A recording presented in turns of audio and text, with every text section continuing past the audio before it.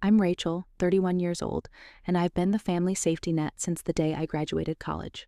7 years of putting everyone else's emergencies before my own dreams. 7 years of being the responsible one, the reliable one, the one who always had money when things got tight.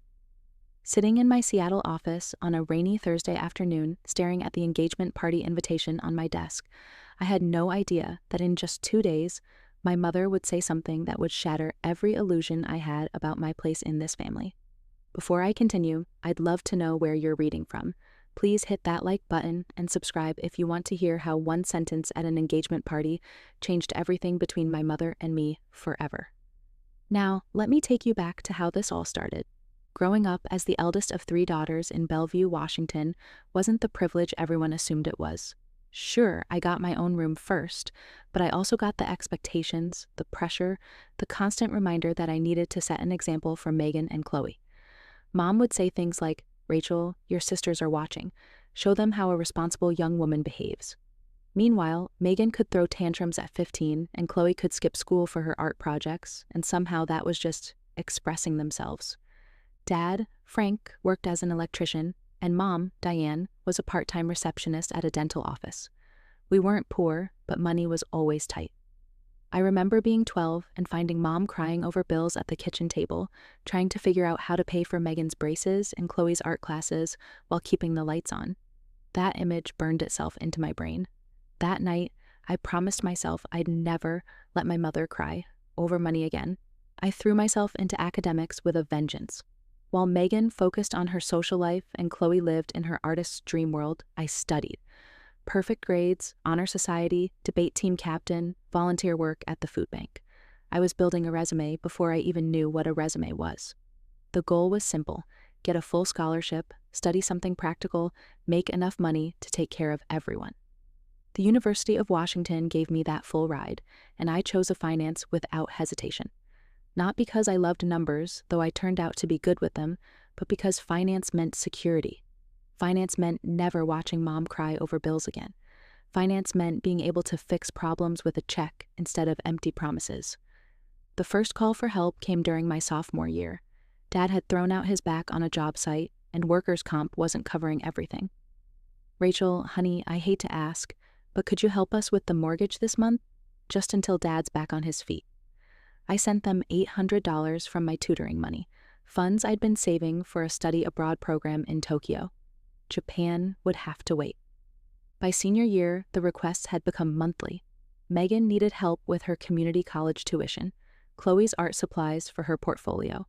Mom's car needed a new transmission, Dad's medical bills from ongoing physical therapy. I worked 3 jobs while maintaining my 3.8 GPA, sending home more than half of everything I earned.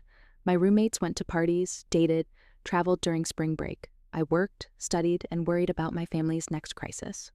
After graduation, I landed a position at Preston Financial Consulting, one of Seattle's top firms. Starting salary of $75,000 felt like winning the lottery. Finally, I thought, I could help my family properly while building my own life. But somehow, my increased income just meant increased expectations. The emergency requests became regular supplements. I was covering Megan's car payments, Chloe's art studio rent, my parents' home insurance, their property taxes, their medical copays. I lived in a 600-square-foot apartment in Northgate while funding Megan's suburban lifestyle in Redmond with her husband Brett and their twin boys. I drove a 12-year-old Toyota Corolla while making payments on Mom's SUV. I shopped at discount grocery stores while sending money for Chloe's organic, locally sourced artisan lifestyle in Capitol Hill. The breaking point should have been when James left. We'd been together 2 years, and he was everything I thought I wanted. Stable, kind, understood my career ambitions, but he couldn't understand why I kept canceling our plans for family emergencies, why I couldn't afford vacations despite my good salary, why every bonus I earned disappeared into my family's needs instead of our future. "You're not their parent, Rachel," he said during our final fight. "You're their ATM, and they'll never stop making withdrawals as long as you keep allowing deposits." I told him he didn't understand family loyalty. He told me I didn't understand exploitation. 6 months later, I stood in my empty apartment on a Friday night, realizing he might have been right. But it was the foreclosure notice that really sealed my fate as the family savior. Last year, my parents fell 3 months behind on their mortgage. The house I'd grown up in, the house where all our Christmas memories lived, was weeks from being lost. Without hesitation, I emptied my savings, took out a personal loan, and caught them up. $25,000 to save the family home. Mom cried with relief. Dad hugged me tighter than he had since I was little. Megan and Chloe thanked me profusely, promised this was the last time they'd need such help. Now, a year later, staring at Chloe's engagement party invitation, I calculated what this latest family celebration would cost me. The waterfront restaurant, the private dining room, the flowers she'd requested, the specific wine selections her fiancé Nathan preferred. $3,000 minimum for my baby sister's engagement party. $3,000 I'd been saving for... what? I'd forgotten what I was even saving for anymore. The morning of Chloe's engagement party, I stood in my cramped apartment bathroom, staring at my reflection. 31 years old, and I looked 40. The stress lines around my eyes, the perpetual exhaustion in my shoulders, the way I'd started buying drugstore hair dye to cover the premature grays because salon visits weren't in my budget. Everything I'd sacrificed was written on my face, while my sisters seemed to glow with the radiance of lives unburdened by other people's responsibilities. Megan had called earlier that week with her usual monthly crisis. Rachel, the twins' preschool raised their rates, and Brett's commission check was lower than expected. Could you possibly help us out? Just this once, I promise. It was never just once. I'd sent $1,500 while looking at my own credit card bill, knowing I'd have to carry a balance for the first time in my professional life. Brett, Megan's husband, was supposedly in sales at a tech startup, but his income was sporadic at best. They lived in a 4-bedroom house in Redmond, drove 2 SUVs, and enrolled the twins in an elite preschool that cost more than my rent. Yet somehow, they were always broke, always one emergency away from disaster, always calling me at the last minute with desperate pleas for help. You know Megan, Mom would say when I occasionally questioned the disparity. She's doing the hardest job in the world, raising those boys. We can't put a price on good motherhood. But apparently, we could put a price on everything else. $800 for their car insurance, $1,200 for the twins' birthday party, $2,000 for Christmas presents because the boys deserve a magical childhood. Every expense justified by motherhood, as if Megan's reproductive choices were somehow my financial responsibility. Chloe was different but equally expensive. The baby of the family, the free spirit, the artist who was too creative to be burdened with conventional employment. She lived in a converted loft in Capitol Hill, the trendy Seattle neighborhood where rent was astronomical, surviving on sporadic sales from her abstract paintings and, of course, my monthly contributions. Rachel doesn't understand art, she'd tell people at gallery openings I wasn't invited to. She thinks everything should have a price tag, a return on investment. Some of us are building culture, not portfolios. Yet she had no problem accepting my uncultured money when her rent was due. 3 years ago, I'd paid for her entire art school tuition when she decided, at 22, that she needed formal training to elevate her craft. $15,000 for her to learn what she insisted couldn't be taught, while I ate ramen noodles and canceled my gym membership to afford the payments. The engagement to Nathan had been a shock to everyone. Nathan Fitzgerald, heir to a commercial real estate fortune, had somehow fallen for Chloe's bohemian chaos. They'd met at a gallery opening where one of his family's buildings was displaying local artists. Within 6 months, he'd proposed with a 3-carat diamond that probably cost more than I'd given my family over the past 7 years. Finally, Mom had said when Chloe announced the engagement, one of my daughters is making a smart choice about her future. The implication was clear. Megan had chosen motherhood, noble and sacred. Chloe had chosen to marry wealth, clever and strategic, and I had chosen career and solitude, which was neither noble nor clever in Mom's estimation. My promotion to senior consultant last month should have been cause for celebration. It came with a $20,000 raise and a path to partnership within 5 years. I'd called Mom first, eager to share the news. "That's nice, dear," she'd said, her voice distracted. "Oh, Chloe's here with fabric samples for the wedding. Did you know Nathan's family is friends with the governor? Can you imagine the governor at our Chloe's wedding?" I'd hung up feeling smaller than I had before the promotion. Later, Dad called to congratulate me properly, but even his pride felt muted. overshadowed by the excitement about Chloe's upcoming society wedding. The text from Megan arrived as I was getting dressed for the party. Kids are sick, might be late. Save us seats near the bathroom in case we need to leave quickly. BTW, can you grab the check? Brett's credit card is maxed. Of course it was. I wondered sometimes if they even tried to manage their money or if they just assumed I'd always be there to catch them when they fell. The worst part was, I'd trained them to think this way. 7 years of saying yes to every request, 7 years of solving every problem with a check, 7 years of enabling their financial irresponsibility while my own dreams withered. I thought about James often, especially on nights like this. He'd wanted us to buy a condo together, start building equity instead of throwing money away on rent.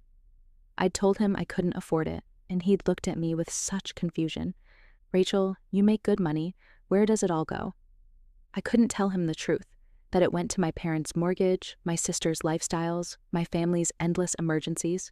He would have told me to stop, to set boundaries, to choose us over them, and I wasn't ready to make that choice. So I chose nothing instead, and lost him in the process. The dress I wore to the party was 3 years old, bought on clearance for another family event.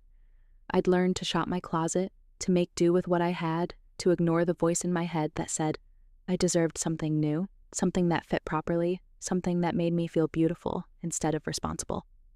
As I grabbed my keys and headed for the door, my phone buzzed with another text, this one from Mom. Don't be late, and please try to look presentable. Nathan's family will be there. Presentable, as if I was the embarrassment in this family equation. The waterfront bistro sat on Pier 66, its floor-to-ceiling windows offering panoramic views of Elliott Bay and the Olympic Mountains. I'd chosen it specifically because Nathan had mentioned his parents loved seafood, and I wanted Chloe's engagement party to impress his family. The private dining room alone cost $800 to reserve, and that was before food, wine, or the custom floral arrangements Chloe had insisted on. I arrived 40 minutes early to confirm every detail with the event coordinator. The flowers were perfect, white orchids and pale pink roses that Chloe had specifically requested, arranged in tall glass vases that caught the late afternoon light. The champagne was chilling, the special menu cards were printed with gold-embossed letters, and the photographer I'd hired was already setting up in the corner. This is quite the production, the coordinator, Jennifer, commented as we reviewed the evening's timeline. Your sister is lucky to have you handling all this. Lucky? I wondered if Chloe would use that word to describe our relationship. Probably not. More likely, she'd say I was controlling, trying to buy my way into being important, compensating for my lack of artistic soul with my corporate credit card. The first to arrive were Nathan's parents, William and Eleanor Fitzgerald, dressed in understated elegance that whispered old money. Eleanor's handbag alone probably cost more than my monthly rent. They greeted me politely, but with the kind of distance that suggested they were assessing whether Chloe's family was worthy of their son. You must be the financial one, Eleanor said after I'd introduced myself. Chloe mentioned you work with numbers. The financial one, not the successful one, the accomplished one, or even the eldest one. The financial one, like I was a walking calculator rather than a person. My parents arrived next, Mom wearing a new dress I recognized from Nordstrom's window display. The price tag had been $400 when I'd seen it last week. I wondered which bill would go unpaid for that dress, or maybe she just assumed I'd cover whatever shortfall emerged later. Rachel? Mom air-kissed me, careful not to smudge her lipstick. Oh good, you wore the black dress. It's slimming. The backhanded compliment landed exactly as intended. I wasn't thin like Chloe or curved like Megan. I was the sturdy one, the reliable one, built for function rather than beauty. Dad hugged me genuinely, whispering, Everything looks beautiful, sweetheart. You did a wonderful job. At least someone noticed the effort I'd put in, even if he probably didn't realize I'd also paid for all of it. Chloe and Nathan made their entrance like visiting royalty. Chloe in a flowing designer dress that probably cost more than I'd spent on clothing in the past 3 years. The engagement ring caught the light with every gesture, a constant reminder of the financial security she'd achieved through romance while I'd worked 70-hour weeks for mine. Rachel, Chloe hugged me performatively, then pulled back to assess my appearance. Oh, you wore the black dress. Again. You look beautiful, I said, because that's what older sisters say. even when their younger sisters are cruel. Nathan's family owns 3 restaurants, she whispered, glancing around the space. I hope this place is good enough. Good enough. The restaurant I couldn't actually afford, but was paying for anyway, might not be good enough. Megan arrived late, as promised, Brett trailing behind her with the twins who were definitely not sick, but were definitely hyperactive. They immediately began touching everything, grabbing at the flower arrangements, reaching for the champagne glasses, while Megan laughed it off as boys being boys. Rachel, thank God you're here, Megan said, depositing her designer diaper bag on the chair next to mine. Can you watch them while I go to the bathroom? Brett's useless with them when they're wound up like this. Brett was sitting right there, scrolling through his phone, apparently deaf to his wife's insult and his children's chaos. I wanted to say no, to point out that this wasn't my responsibility, but everyone was watching, and causing a scene would only reflect poorly on me, never on them. As the evening progressed, the dynamics became increasingly clear. Nathan's family clustered together, observing our family like anthropologists studying an unfamiliar tribe. Mom held court with stories about Chloe's artistic genius and Megan's maternal devotion, carefully curating our family narrative to impress the Fitzgeralds. Rachel's always been the practical one, Mom said when Eleanor asked about all 3 daughters. Not creative like Chloe or nurturing like Megan, but someone has to balance the checkbook, right? Everyone laughed. I smiled and sipped my champagne, calculating how much this casual dismissal of my entire identity was costing me per minute. The dinner was exquisite, not that I could enjoy it.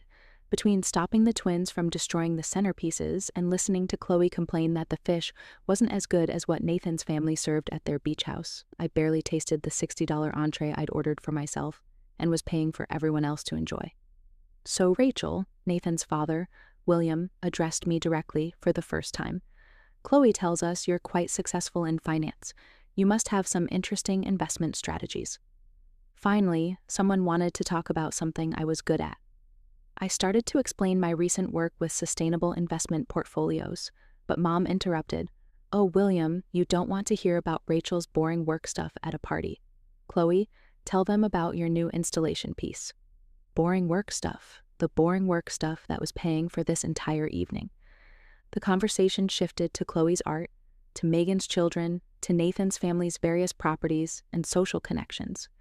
I became invisible again, the financial one who wasn't interesting enough for actual conversation but was essential enough to cover the check.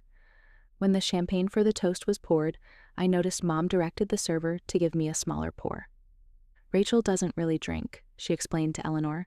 She's always worried about being in control. I wanted to scream that maybe I wouldn't need to be in control if anyone else in this family took responsibility for anything, ever. Instead, I smiled and raised my inadequately filled glass with everyone else. The toast began with Nathan's father, who welcomed Chloe to their family with warmth that seemed genuine despite the obvious wealth disparity.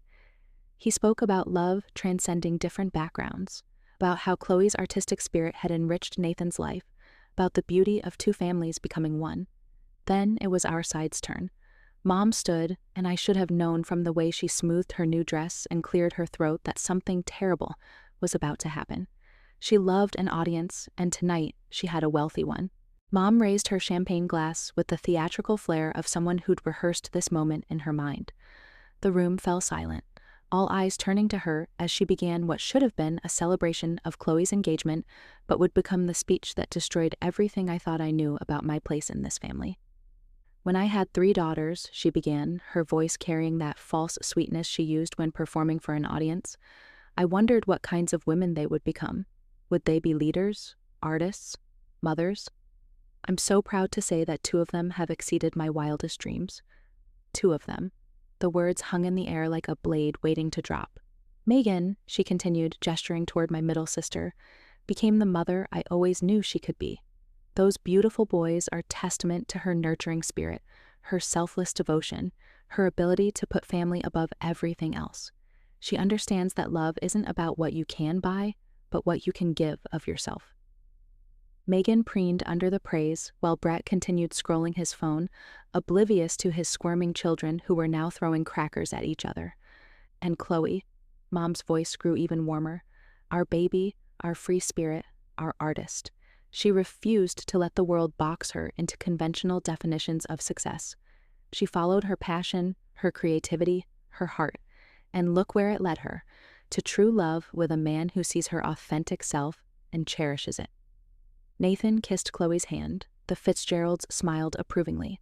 I felt my stomach turning, knowing what was coming. And then there's Rachel. The temperature in Mom's voice dropped 10 degrees. Our Rachel may not have the creative gifts or maternal instincts of her sisters, but at least she has her spreadsheets. Nervous laughter rippled through the room. I saw Eleanor Fitzgerald exchange a glance with her husband. Dad shifted uncomfortably in his seat. But Mom wasn't finished. The champagne and the audience had emboldened her. You know, it's funny, she continued, and nothing about her tone suggested humor. Rachel always had to be the best at something, couldn't just be part of the family, had to be the star student, couldn't just help out occasionally, had to make a production of every little contribution. Every little contribution, the $25,000 that saved their house, the $15,000 for Chloe's art school, the monthly payments that kept Megan's family afloat. Little contributions. Mom, Dad said quietly, a warning in his voice, but she waved him off. No, Frank, it needs to be said.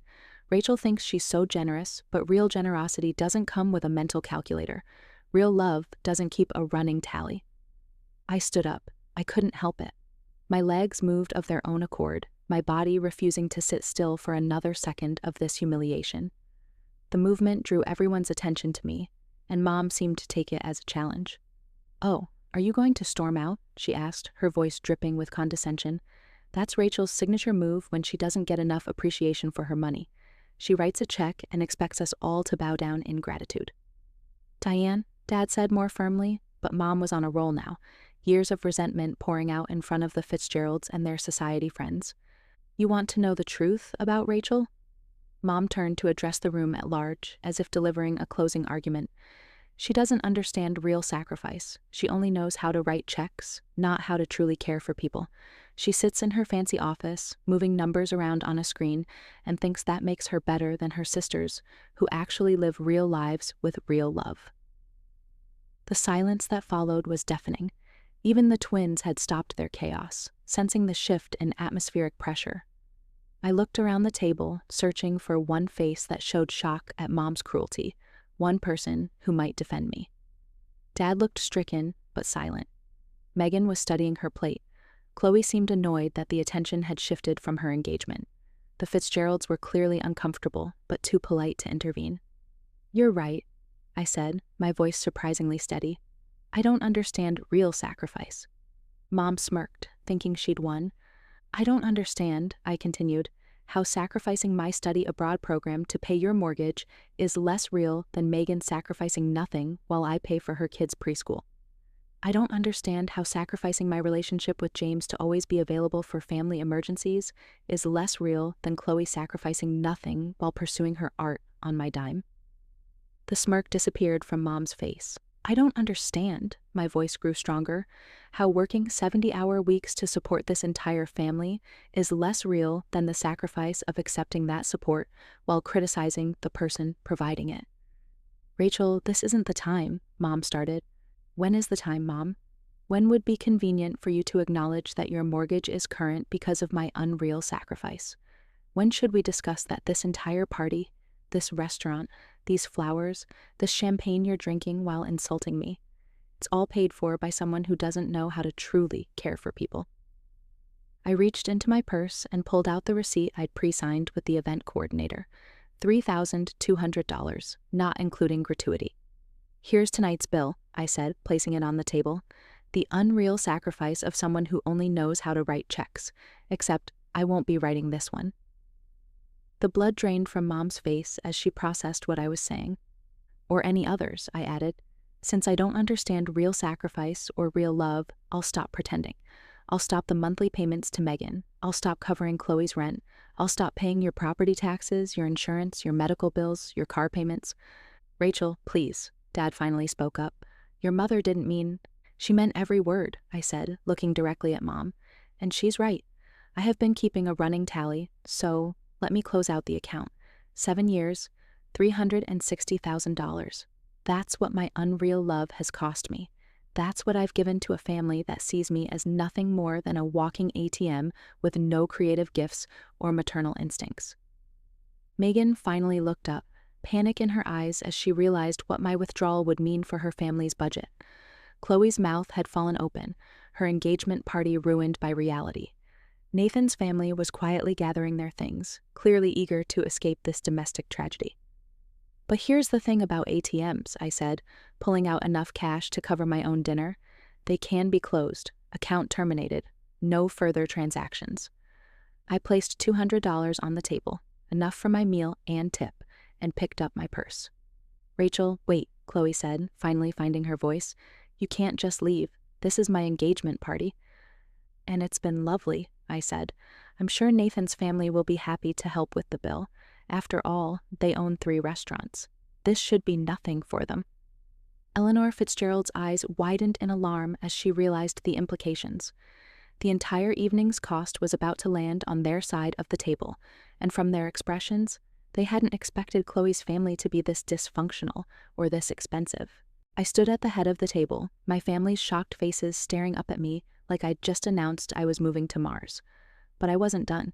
7 years of suppressed truth was erupting, and now that I'd started, I couldn't stop. You want specifics? I asked, my voice calm despite the earthquake inside me. Let's do specifics. $25,000 to stop the foreclosure on your house, Mom and Dad. Not a loan, a gift, because family doesn't charge interest, right? Dad winced. Mom's mascara was starting to run. $15,000 for Chloe's art school tuition, the art school where she learned that real artists don't care about money while spending mine freely.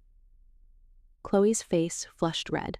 Nathan was looking at her with new eyes, probably wondering what else he didn't know about his fiancé's family dynamics. $28,000 to Megan over 3 years. Car payments, preschool tuition, medical bills for the boys, that family vacation to Disneyland that I couldn't afford to join because I was paying for it. Brett finally looked up from his phone, his face pale as he did the math. $12,000 for Dad's back surgery and physical therapy. $8,000 for Mom's dental work that insurance wouldn't cover. $6,000 for the new roof. $4,000 for the furnace. $3,000 for Megan's wedding, not counting the dress I bought her because the one she wanted was too expensive for your budget, but apparently not for mine. The Fitzgeralds were edging toward the door now, but I wasn't done. The monthly supplements, $1,500 to Megan, $1,000 to Chloe, $800 for your various bills, every month for 7 years. That's another $150,000, give or take. We didn't know, Megan whispered. You didn't want to know, I corrected. It was easier to pretend the money just appeared, that bills magically paid themselves, that Rachel would handle it because Rachel always handles it.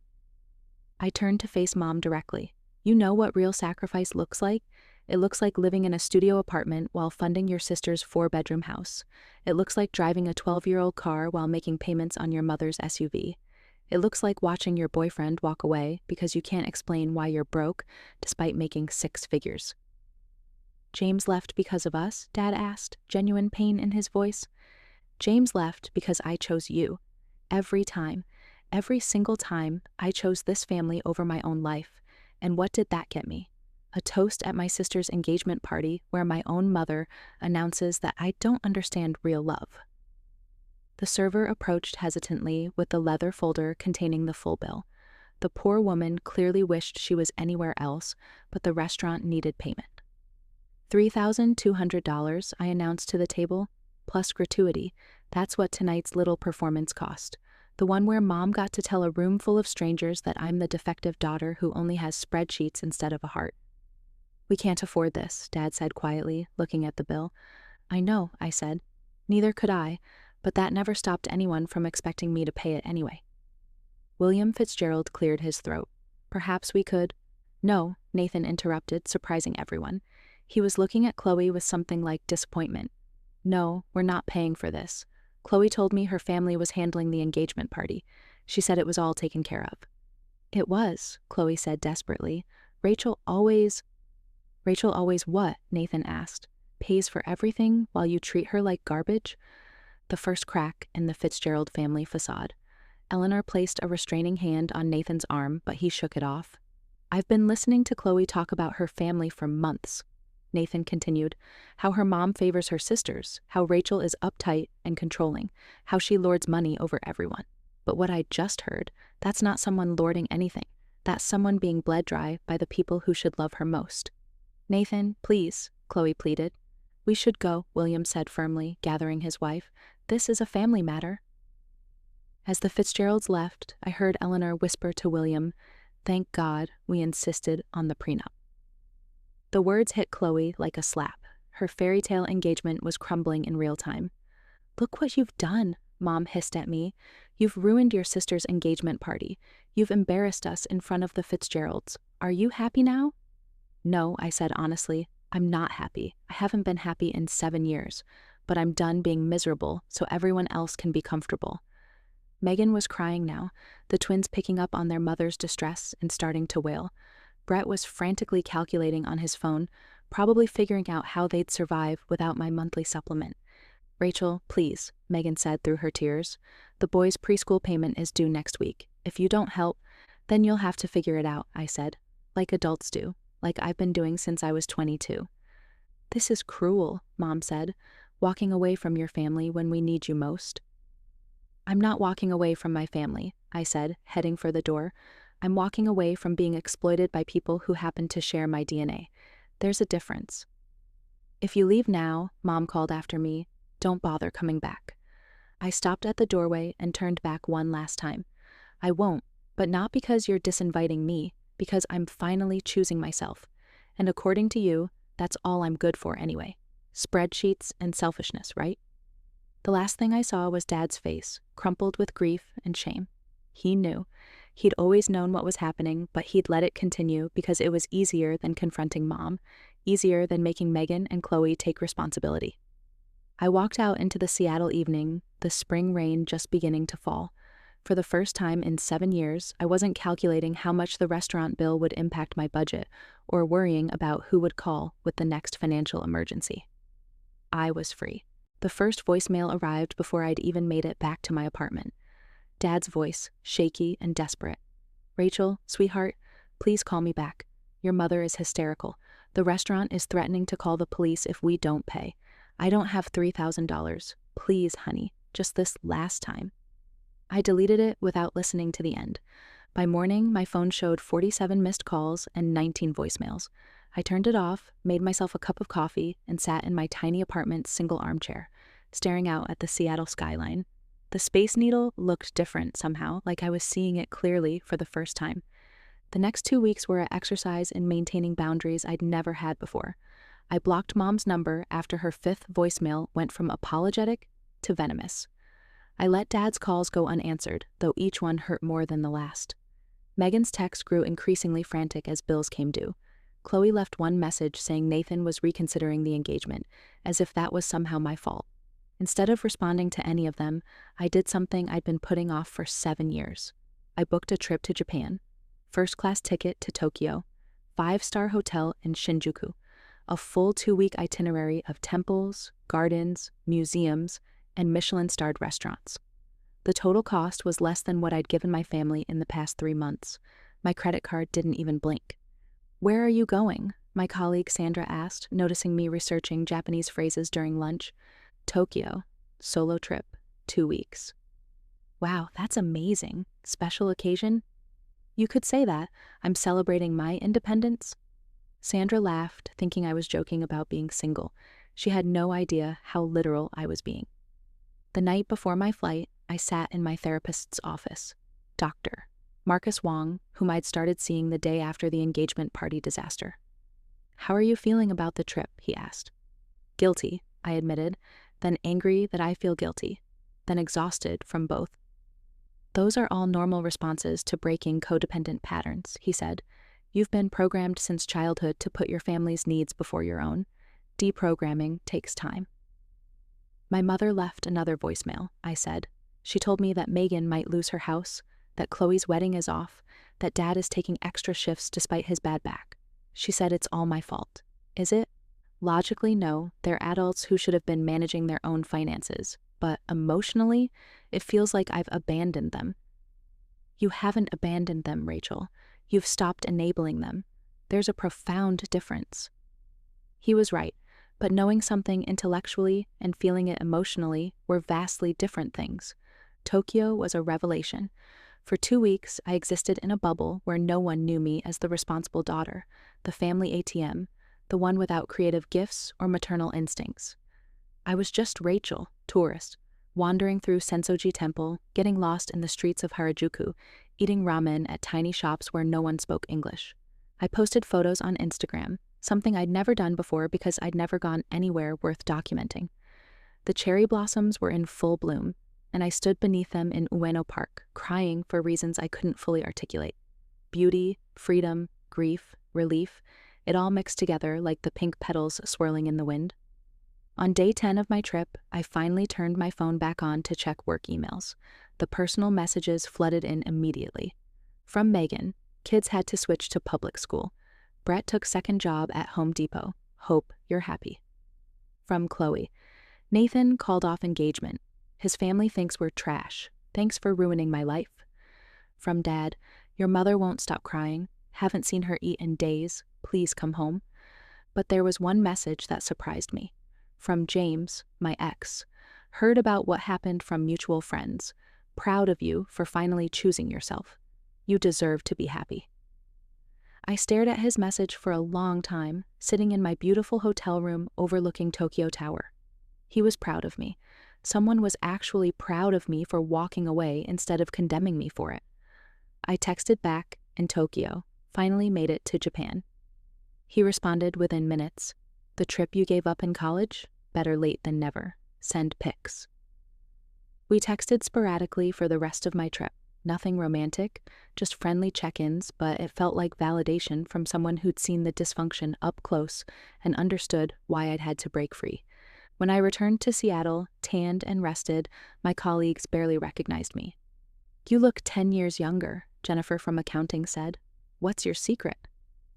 I stopped carrying other people's burden, I said, and she laughed, thinking I was being metaphorical.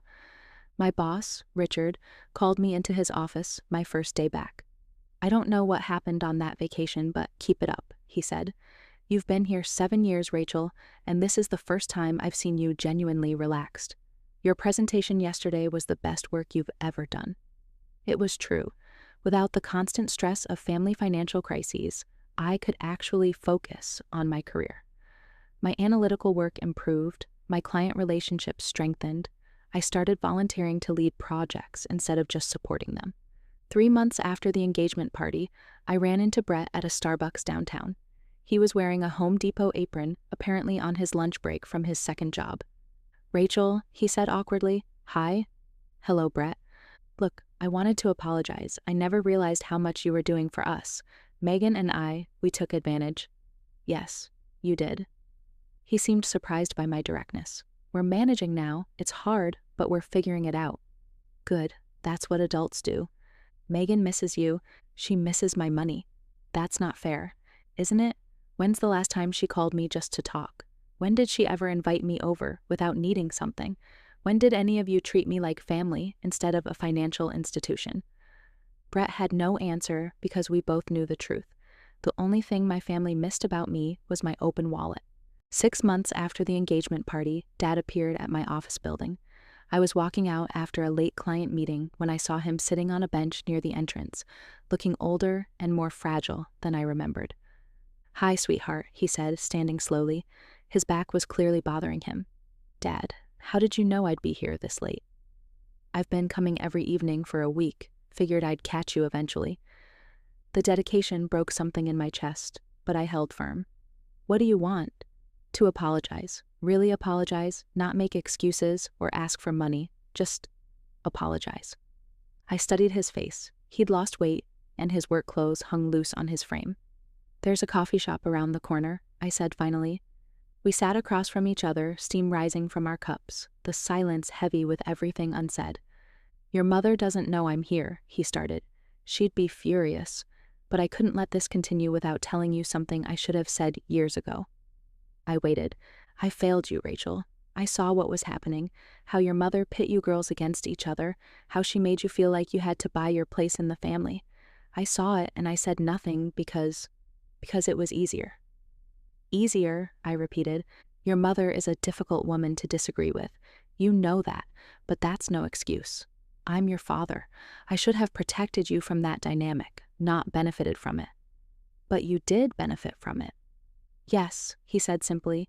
Every bill you paid, every crisis you solved, I benefited. I told myself it was temporary, that we'd pay you back somehow. But deep down, I knew we wouldn't. We couldn't. And instead of facing that reality, I let you carry us. His honesty was devastating in its simplicity. The house is gone, he continued. Foreclosed last month.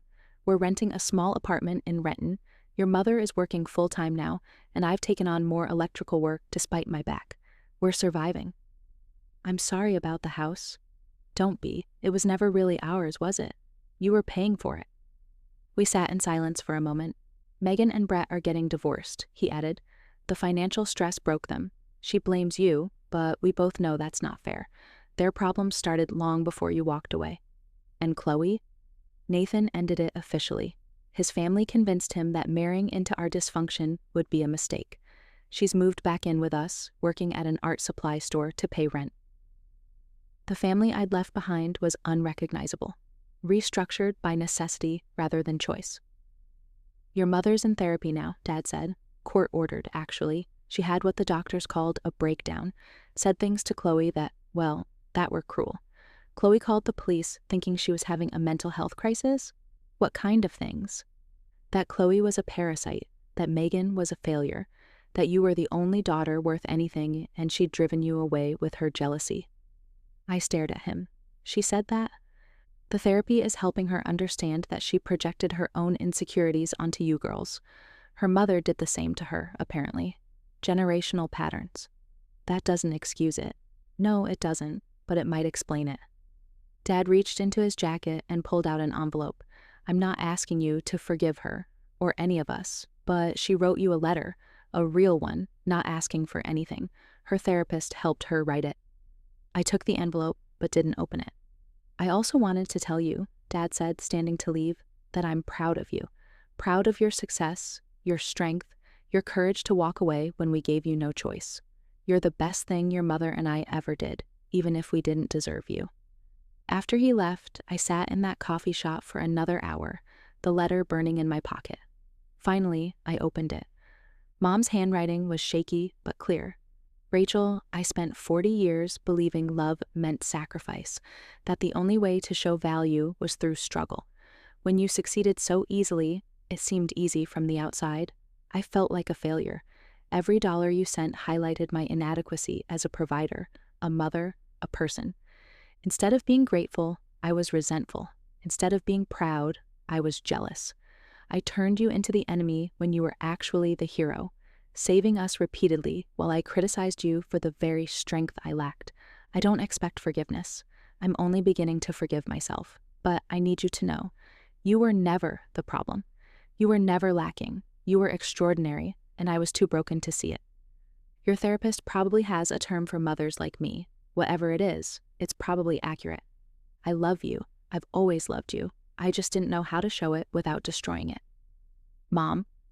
I folded the letter carefully, paid for the coffee, and walked home through the Seattle drizzle, unsure what to do with this new understanding of my family's collapse and tentative rebuilding.